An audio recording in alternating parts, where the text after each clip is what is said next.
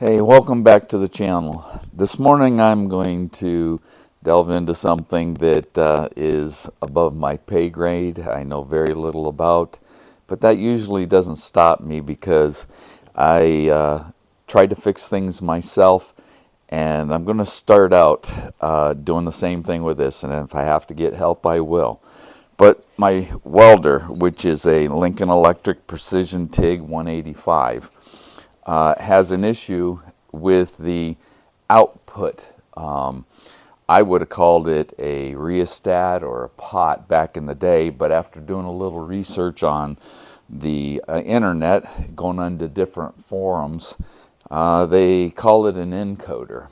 And when I went into my parts manual, I find out that it's not just a encoder that needs replaced. It is a circuit board or a PC board.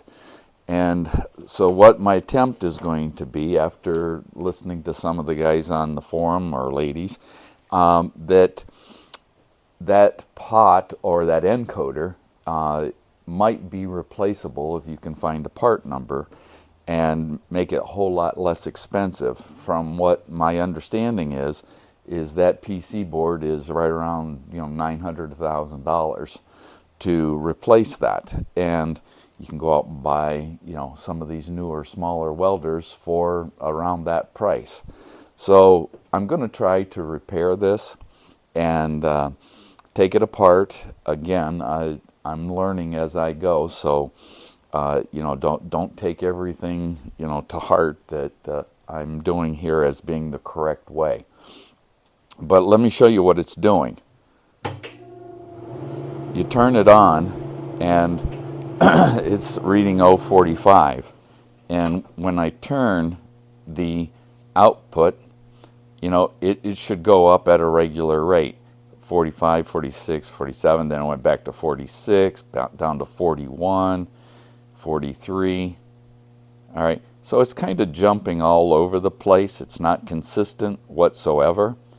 So I'm going to disconnect. Well, see there, it jumped back down to 30. And it's my assumption that it's going to be that encoder that is the issue. And I could be totally wrong about that, but I'm going to disconnect the electricity. I'm going to pull the top off of it, see if I can get that PC board out of there, and find out if there is a part number on that encoder, and see if I can get one ordered. And I'm not the greatest with a soldering gun, but we'll see if I can get that thing replaced. All right, I'm going to probably put it on time lapse here so that it doesn't take a lot of time to for getting the mechanical parts of this apart. And if I run into any little issues as I'm going along, that would be a nice pointer for anybody having the same issue.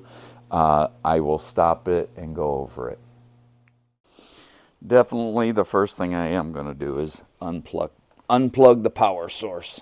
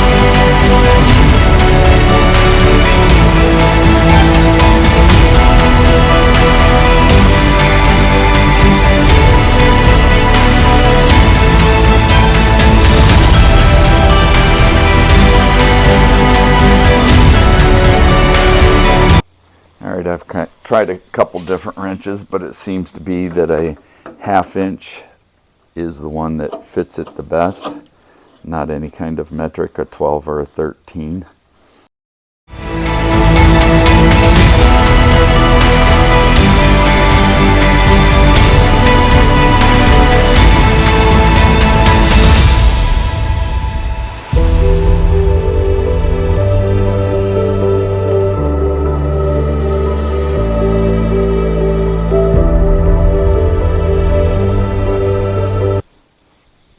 Nuts and washers are off, and there we are. So let's set this up on the bench and take a closer look at it. All right, here's that PC board, and there's the digital readout, and I believe this is the encoder that I'm having issues with. And as I said at the beginning of the video, I'm above my pay grade, and I've come to this conclusion that with this epoxy or varnish or whatever it is that they're using to encapsulate that encoder with, I don't want to mess anything up and actually ruin the board when there's this place in Euclid that is called All About Service, and they will repair this for me. It will cost me some, but not as much as a brand new board. So I'm going to get a hold of them Monday and see if I can run this up there, and I may have to leave it. They said that their backlog wasn't that bad, or whether I can, hang around Cleveland and, just wait for it. But we'll see. But when I get up there, I will try to film as much as I can, and then maybe put on their contact information so that anybody out there having these same kind of issues will have a place to go to repair this board. But I'll bring you back as soon as I can get this thing repaired. All right, it's upside down, but you can see it's working perfectly. All right, we'll get this baby off of here, and we'll get her back home and get it in the machine. Here is a close-up of the soldering that they had to do. These are, I believe, are just stakes. Let me get that to the center of the frame. See the end of my little scribe there? And I believe this is just what holds it to the board. But that was 2 little legs that came off that encoder. And now I'll turn it over and show you the encoder itself. There it is. And let me turn this around so you can see the legs that, there they are. There are the 3 little connections that he had to make. Now this encapsulator here, he just told me to cover that up with some clear silicone so that dust, any moisture that might be around can't get in there. And I will touch the other side where those 2 legs are and let it dry overnight, and then we'll get this thing back together. All right, there it is with the silicone on it, and I made sure that I went up the edges of that encoder and then over the areas where the whatever that encapsulator was broken, so that no moisture or air would hopefully get underneath of that. And then on the back side, right there, focus that, those 2 little legs, I just put a real thin coat of silicone over that again to seal out the air and moisture, and hopefully it'll last. Okay, here it is the next morning, and it's well, actually afternoon, and I've got the silicone that's set up on the back, and then on the side where the encoder is, the material has set up firmly around that encoder. So I'll again put the camera on the tripod and set it up over by the welder, and we'll put it on time lapse, or at least a fast forward, and we'll get this thing installed and see how it works on my welder.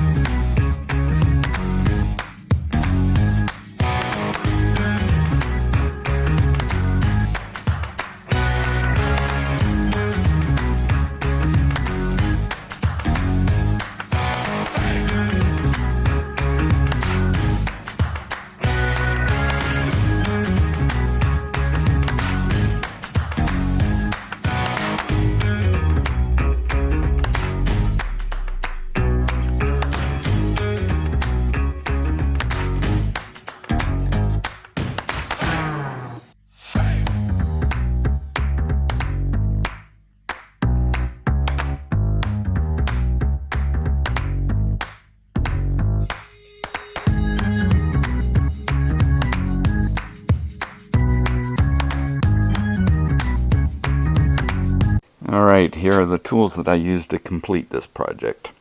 A little 1/4-inch drive, electric ratchet with a 4-inch extension and a 3/8-inch 6-point socket, a little close tolerance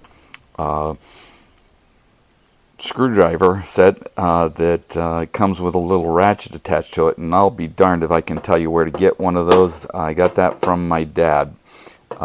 A little stubby screwdriver, a 1/2-inch open-end box wrench, a set of Allen wrenches, which I use the 5/64 wrench for the control knob, and a little like eyeglass screwdriver with a straight blade on it for the rest of the control knobs.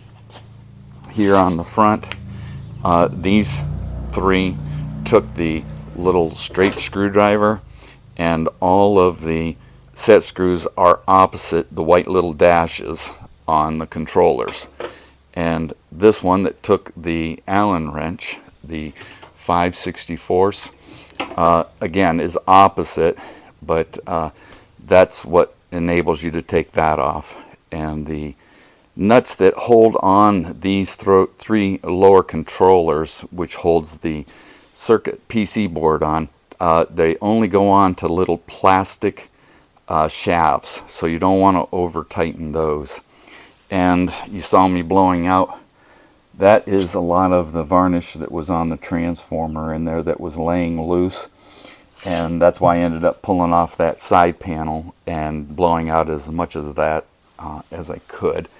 And then I'm going to set it up here, and we'll plug it in and see how it goes. Alright, I did all of this with the machine unplugged, no power going to it. So let's first plug it in. We'll turn it on. See how it works. Look at that, up and down just like it should. It just doesn't jump all over the place. Excellent. Thanks go out to Phil and Vale up at All About Service in Euclid, Ohio. At the end of this video, or somewhere in here, I will put up their business card that has all the information on it about what they do there. And when I took this up, Vale is the technician that took care of me and my circuit board PC and replaced that encoder, and he gave me some good advice also. But he also told me that they can't fix all of those boards, but they can fix quite a few of them. But they have a lot of parts there, so if you have a need like this, get a hold of All About Service in Euclid, and I'm sure they can get you going in the right direction. Thanks again for watching. If you enjoy this kind of content, please like and subscribe. Leave a comment. It's always nice to hear from you guys about what's going on and give me a little feedback. But thanks again for watching, and have a great day.